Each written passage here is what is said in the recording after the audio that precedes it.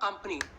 When you do that, you break the newly formed relationship between the talent acquisition manager and you. And it's broken forever. It's very difficult to repair it.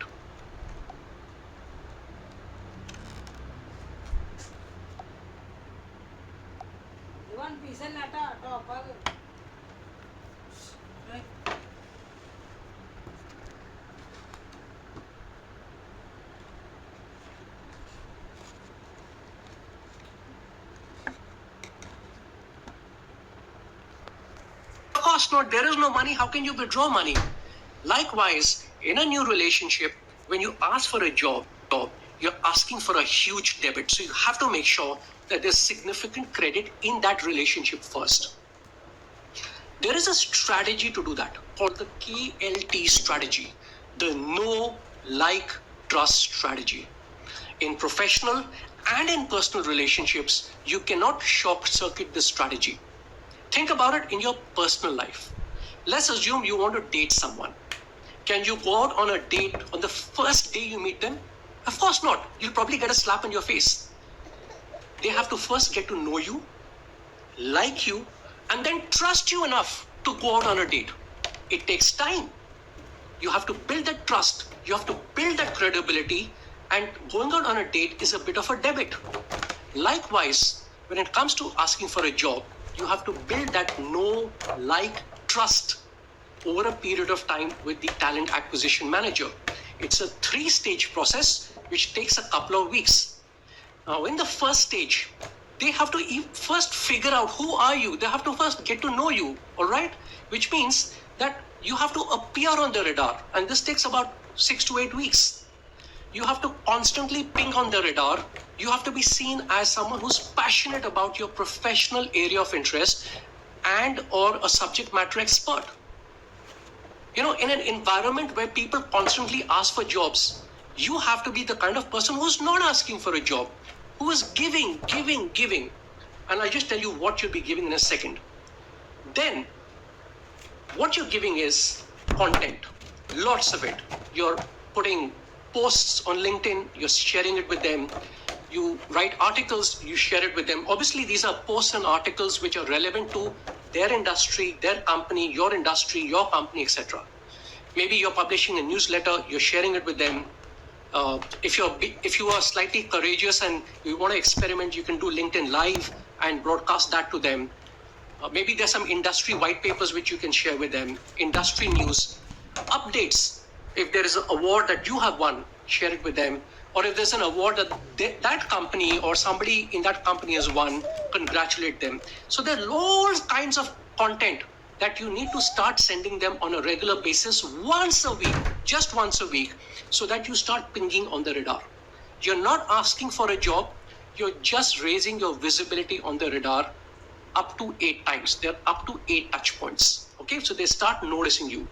They may not respond back, but they will definitely notice you when you start sending this content. Then a beautiful thing happens. Some of them will start thanking you, they will start evaluating you, they will probably check you out on LinkedIn, and I hope you have a great LinkedIn profile. They will check you out on LinkedIn. They may take those articles that you're writing and forward them internally to a hiring manager, and they become warm leads. And you will realize when a cold lead from bucket 1 moves to bucket 2 and becomes, or to stage 2 and becomes a warm lead. And when they become a warm lead, you ask them for an informational meeting. This is not a time to ask for a job. Oh no, it's too early yet.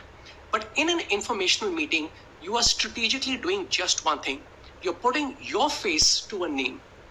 You see, so far, they have only received emails from you. So your name is just a name in an email. They don't know what you look like. So in an informational meeting, you're getting to meet them in person, they're getting to see you in person. And that makes a huge difference.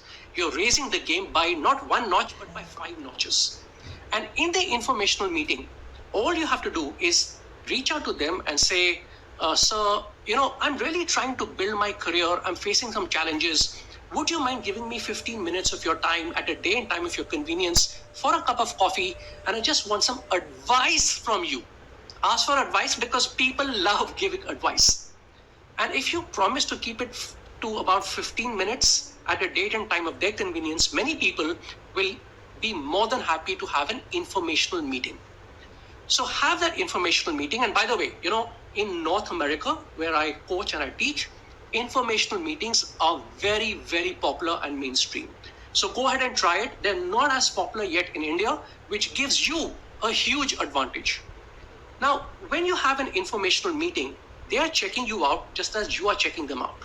And if they like what they see, you will know when they move to the third stage as a very hot lead. And that is when you ask for a job.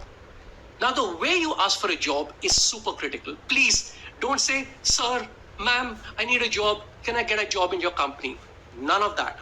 What you're going to say is, sir, ma'am, how can I contribute to the growth opportunities in your company? You're trying to reposition yourself from being a poor, helpless job seeker to a problem solver. Okay? You're trying to bring yourself to the same level as the talent acquisition manager. Let me repeat what I said again. Sir, ma'am, how can I contribute to the growth opportunities in your company? And you know what? This strategy works. A while back, one of my students used it, and then he wrote back to me. Matthew says, Dear Vikram, I attended an earlier session at 8 a.m., a webinar like you're attending. And the best thing, I connected with my ex-bosses and applied your technique. How can I contribute instead of, do you have any job opportunities for me? I got a job offer from my ex-boss at a 45% hike. Really grateful to you, Vikram. Thanks, Matthew. He did two very smart things. One is he learned and applied immediately. But he attended the webinar at 8 a.m. He spoke to his boss the same day. Second, he spoke to his boss where he already had a very strong credit balance. And third, actually there were three things. So, and third is that he repositioned himself. Instead of being a poor, helpless job seeker, he came across as a problem solver for his ex-boss. No wonder he got the job offer at a 45% hike instantly. And if it can work for Matthew, it can work for you too. Now, at this point of time, I get a couple of concerns from people who are watching the webinar. You may have them, so let me spell it out, okay? Vikram, what are you saying? Isn't this spam? Here I am sending unsolicited emails once a week to these talent acquisition managers. Take a deep breath, relax. It is not spam. You see, spam is when you send trash content, rubbish content to people who don't want it. But you're not doing that. You're sending high quality content, which is content you're passionate about. Content which positions you as a subject matter expert in your area to people who are very special people. They're not normal, ordinary corporate managers. They are talent acquisition managers. They're looking for people like you. So it's not spam. Why will they connect with me, Vikram? They will connect with you. Hare, remember, they're searching for people like you, and here you are putting your hand up and saying, here I am. This is the kind of content I'm writing. I'm a subject matter expert. And you're building a credit balance without asking for a debit. Of course, they will connect with you. And the third thing is, what in the world do I write? Now relax, I've got your back, and I'll share with you exactly what you will be writing a couple of slides down. From there, we move to the third part, which is alumni. We're going to take a look at your alumni because your alumni can really help you in finding a job. You know why? Because people do business with people they know, like, and trust. You can go out and reach out to many people who are cold leads and ask them for help, but the probability of success is always very low. But when you reach out to your alumni, you have something in common with them, and therefore, let's go ahead and tackle alumni. Now, to do that, we're going to go back to our example, and let's assume that I'm in Microsoft and I want to work at Google, okay? So the same example that I brought back earlier, we're going to talk about it now. Get into LinkedIn, and in the filters, one is location should be India. Current company of the people that you're searching for obviously should be Google because you want to work there, or I want to work there. And the past company must be Microsoft because that's where I currently am.